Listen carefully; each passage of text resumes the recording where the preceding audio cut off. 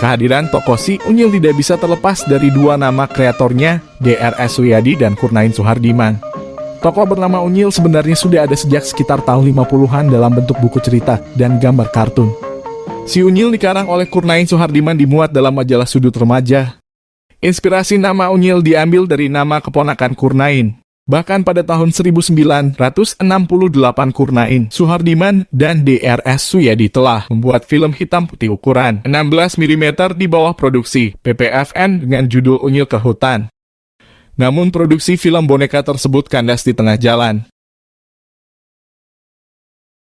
Baru pada pertengahan tahun 1979 Unyil digiatkan kembali. Kurnain Suhardiman dan Suyadi membentuk staf persiapan dan menetapkan tokoh utama ideal. Proyek ini merupakan tindak lanjut tugas yang diberikan G. Dwi Payana selaku Direktur PPFN, yakni membuat film serial boneka untuk anak-anak. Boneka Si Unyil terbuat dari kertas, ia hanya punya kepala dan sepasang tangan. Kepala Unyil sebesar kepalan tangan, di bawah lehernya berlubang sebagai anggota badan dan berguna untuk memasukkan tangan yang digerakkan oleh dalang. Cara memainkan atau menggerakkan kepala dan leher, yakni dengan jari telunjuk sedangkan tangan-tangannya digerakkan dengan jempol jari dan kelingking. Selama tahun 1979, telah diproduksi sebanyak 10 judul film Si Unyil. Tahun 1980 sejumlah 39 judul. Dalam periode tersebut film boneka Si Unyil belum ditayangkan TVRI. Pada prosesnya sekali produksi langsung dibikin 10 judul sekaligus dengan durasi tayang masing-masing judul 20 menit. Biaya produksi per 10 episode mencapai 46.279.000 atau 4,6 juta per judul film. Biaya tersebut sudah termasuk honor untuk para pengisi suara Si Unyil.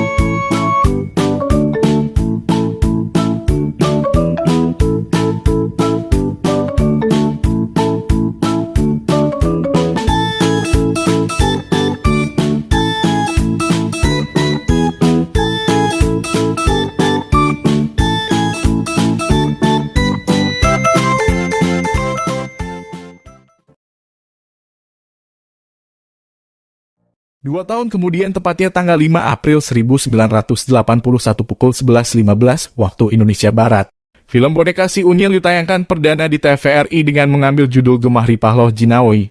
Segera setelah penayangan perdana ini, film boneka Si Unyil mendapatkan sambutan yang positif. Pemirsa banyak yang menyukainya, tidak hanya anak-anak, remaja bahkan orang dewasa tertarik untuk menyaksikan Si Unyil setiap minggu siang.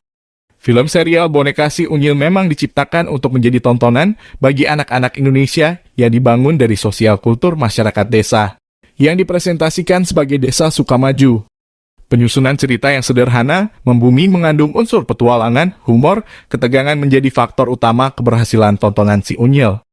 Selain itu, pemilihan lagu pembuka yang sudah dikenal masyarakat, Cis Kacang Buncis, ikut menambah ketertarikan masyarakat. Akhir tahun 1983, film boneka Si Unyil hadir lebih pagi pukul 8.20 waktu Indonesia Barat setelah Selamat Pagi Indonesia yang biasanya diisi dengan acara senam. Kepopuleran film boneka Si Unyil ikut merambah ke layar bioskop. Tahun 1982 PPFN memproduksi film layar lebar Si Unyil dengan judul Si Unyil Menjadi Manusia. Film ini disutradarai langsung oleh Kurnain Suhardiman. Para pemerannya sebagian besar diambil dari pengisi suara Si Unyil seperti Bambang Utoyo, Andi Nur Cahyo, Drs. Suyadi, Rahmat Wali, dan lain-lain. Kaset-kaset Si Unyil juga banyak diproduksi karena kepopuleran film boneka ini. Bahkan karena kaset ini, PPFN menggugat Irama Mas Record terkait hak cipta perekaman dan peredarannya di pengadilan negeri. Pada tahun 1993 serial boneka Si Unyil berakhir tayangannya terkait kesulitan pendanaan.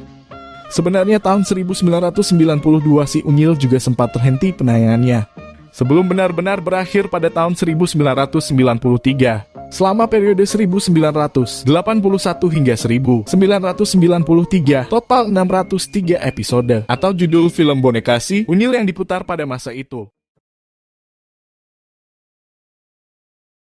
Demikianlah sejarah penayangan film boneka si Unyil sebagai salah satu acara TVRI yang paling populer pada era 80-an. Terima kasih.